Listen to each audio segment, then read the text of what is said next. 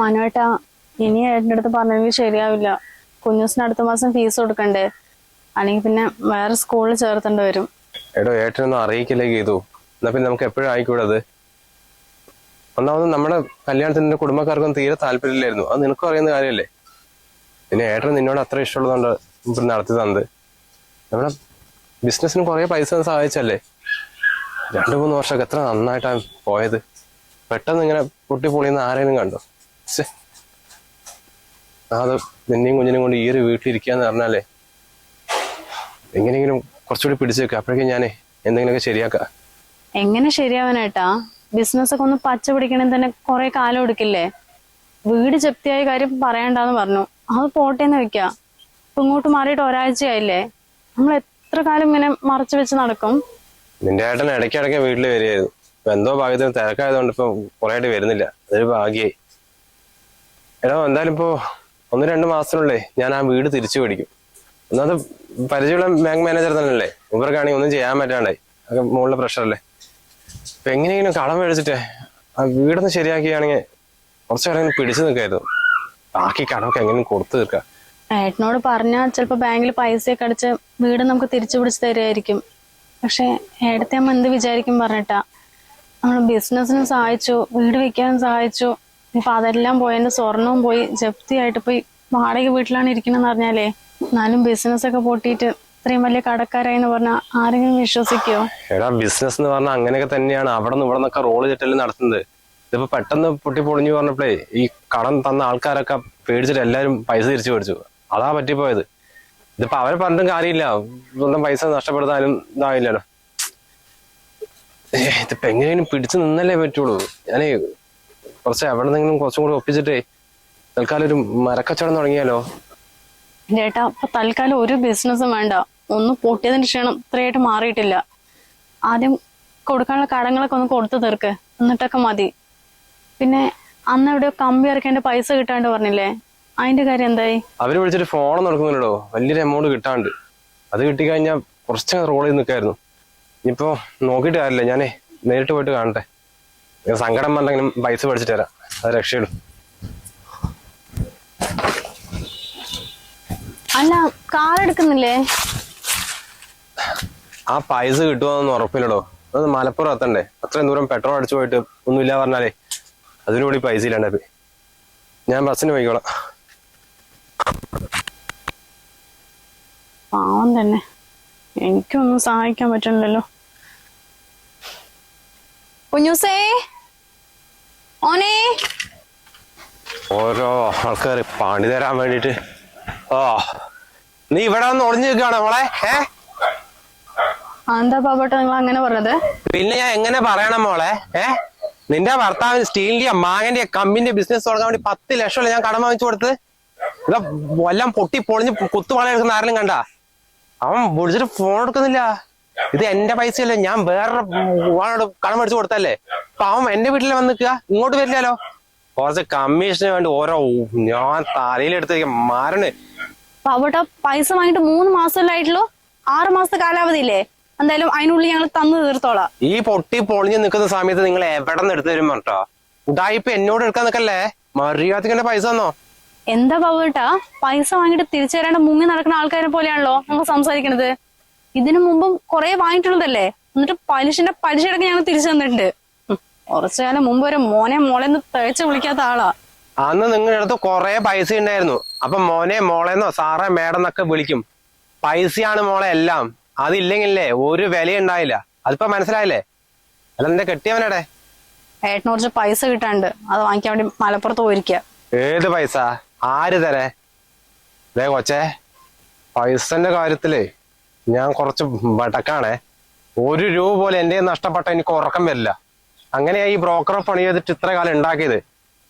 നീ കളിക്കല്ലേ. ഒളിഞ്ഞിരിക്കുന്നുണ്ടെങ്കിൽ അവനെ വിളിക്ക്, അല്ലെങ്കിൽ ഞാൻ കയറി ചെല്ലും അങ്ങോട്ട്. നിങ്ങളുടെ 10 ലക്ഷം തരാൻ മടിച്ചിട്ട് വീടിനുള്ളിൽ ഒളിച്ചിരിക്കുന്ന ആളല്ല എന്റെ ഭർത്താവ്. എന്റെ ഏട്ടന്റെ അടുത്ത് പറഞ്ഞിട്ടെങ്കിലേ ആ പൈസ നിങ്ങളുടെ മുഖത്ത് വലിച്ചെന്ന് തന്നിട്ടുണ്ടാകും.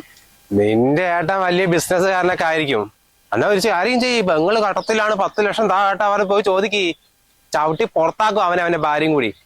കൊച്ചെ കല്യാണം കഴിഞ്ഞ ഈ ബന്ധവും കുന്തമൊന്നും ഇല്ല. പൈസ തന്നെയാണ്. നീ കളിക്കാണ്ട് ഇപ്പൊ അവനെ വിളിക്കടി.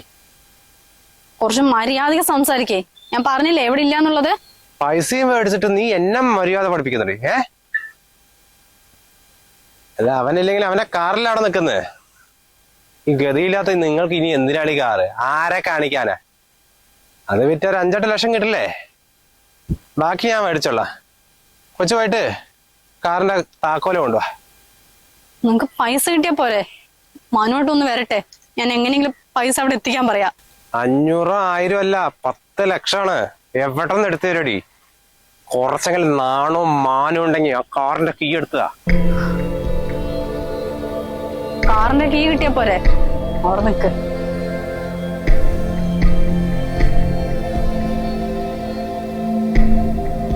അവളുടെ അഹങ്കാരം കണ്ടില്ലേ? ആങ്ങളെ കണ്ട കല്യാണം കഴിഞ്ഞാ പിന്നെ എന്ത് ആങ്ങളെയും പെങ്ങളൊക്കെ. അങ്ങോട്ട് ചെല്ല് ബന്ധം പറഞ്ഞിട്ട്. എട്ടെന്നല്ലൊരു 10 കിട്ടുമായിരിക്കും. ഐറ്റുകളുടെ 8 പറഞ്ഞേ, ബാക്കി 2 എന്റെ കമ്മീഷൻ. കണ്ടീഷൻ തന്നെയാണ്.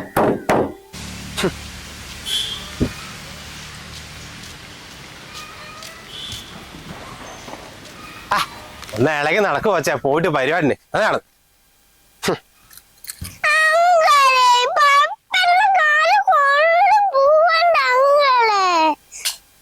അതെക്കാ. അത് നിന്റെ തന്തയോട് പൈസ തീർക്കാൻ പറ. അവന്റെ ഒരു കാറ്.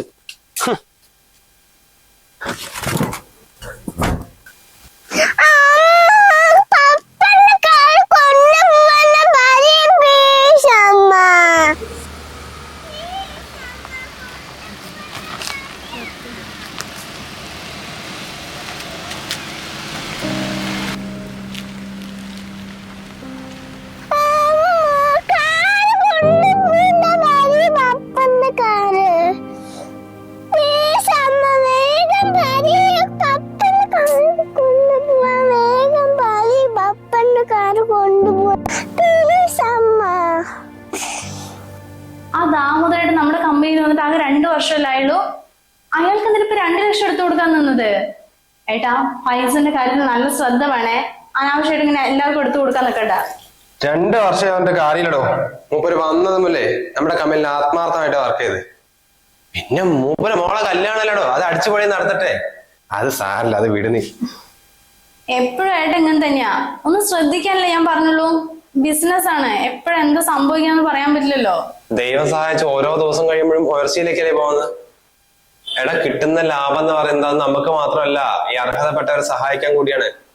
അങ്ങനെ ചെയ്തുകൊണ്ട് ഒരു നഷ്ടവും സംഭവിക്കില്ലടോ. ഓരോരുത്തരുടെ അവസ്ഥ കണ്ടപ്പോ ഞാൻ പറഞ്ഞേ ഉള്ളൂ ഏട്ടാ.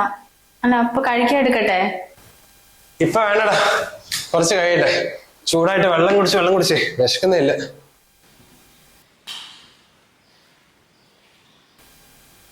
ഗീതു, എന്താ ഒരു മുന്നറിയിപ്പില്ലാതെ?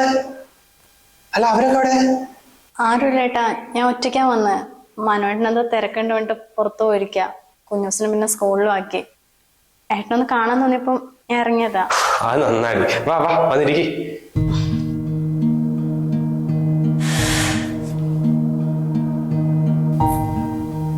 ആ, സുഖമല്ലേ എല്ലാവർക്കും? ആ ചേച്ചി, സുഖമായിരിക്കണോ? പിന്നെ ഏട്ടന് കുറച്ച് തിരക്കായി പോയിട്ടാ മോളെ. ബിസിനസിന് ആവശ്യമായിട്ട് പൊള്ളാച്ചിയിലെ ആന്ധ്രയ്ക്കായിരുന്നു കുറേ ദിവസം. എന്നിട്ട് വീട്ടിലേക്ക് വന്നിട്ട് ഒരു 3 മാസം കഴിഞ്ഞു പോന്നു അല്ലേ? എന്തായാലും മോളിപ്പോ ഇങ്ങോട്ട് വന്നല്ലോ. അത് സാരില്ല ഏട്ടാ, ഏട്ടൻ തിരക്ക് എനിക്ക് അറിയുന്നല്ലേ.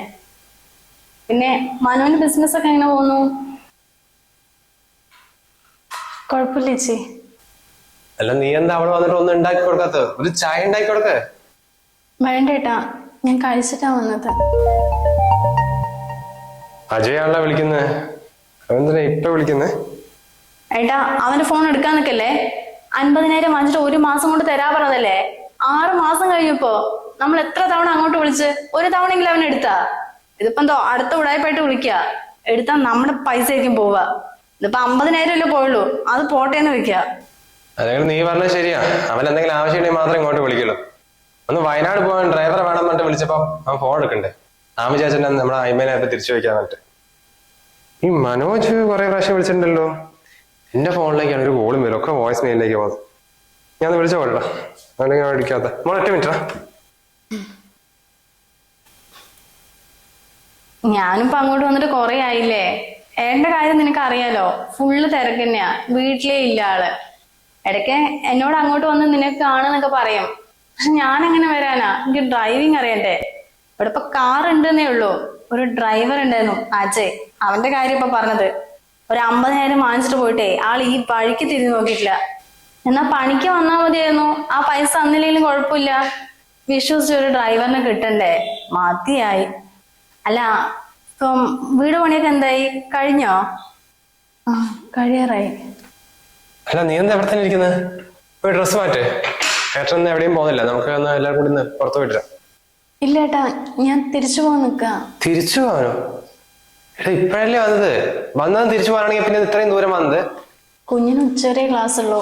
വീടെത്തിയിട്ട് എന്നെ കണ്ടില്ലെങ്കിലേ അവൻ കരയും. എന്നാ ഞാൻ ഇറങ്ങട്ടെ. അതെ, നീ ഒന്ന് നിന്നേ. മനുവിന്റെ ബിസിനസിന് എന്തെങ്കിലും പ്രശ്നമുണ്ടോ? ഇല്ല ഏട്ടാ, പ്രശ്നമൊന്നുമില്ല. പ്രശ്നമില്ലേ? നീ ആരോടാ ഗീതു ഈ ഒളിച്ചേക്കുന്നേ? ആ ബാബു ഇന്ന് വീട്ടിൽ വന്നിട്ട് കാറ് കൊണ്ടുപോയി. ഏട്ടാ, അത് എന്താടി നിന്റെ വീട്ടിലെ പ്രശ്നങ്ങൾ വേറെ ആള് പറഞ്ഞിട്ട് വേണം ഞാൻ അറിയാൻ? എന്താ നിനക്കും അവനോട് എന്നോട് പറഞ്ഞാ പറയത്? ഏട്ടൻ ഒരുപാട് ഞങ്ങളെ സഹായിച്ചല്ലേ. പെട്ടെന്ന് ബിസിനസ് ഇങ്ങനെ പൊട്ടിന്ന് പറഞ്ഞ അതെങ്ങനെയാ ഏട്ടൻ്റെ അടുത്ത് പറയാന്ന് വിചാരിച്ചിട്ടാ. ബിസിനസ് പറഞ്ഞ അങ്ങനെ തന്നെയാണ് മോളെ. എല്ലാ കാലത്തും ഒരുപോലെ പോയെന്ന് വരില്ല. ഈ ഏട്ടന് ഒരുപാട് കൊല്ലം മുമ്പ് പൊട്ടിപ്പൊളിഞ്ഞതാ. അവിടെ നിന്ന് തിരിച്ചു വന്നല്ലേ? അത് നിനക്ക് അറിയുന്ന കാര്യമല്ലോ. എടാ, നിനക്ക് എന്തെങ്കിലും ആവശ്യമില്ല നീ മടിക്കാതെ എന്നോട് ചോദിച്ചാ പോരെ? ദൈവം സഹായിച്ച ഏട്ടന് ഇപ്പൊ എല്ലാം ഉണ്ട്. എടാ, എനിക്കുള്ളത് നിനക്കും കൂടിയിട്ടാണ്.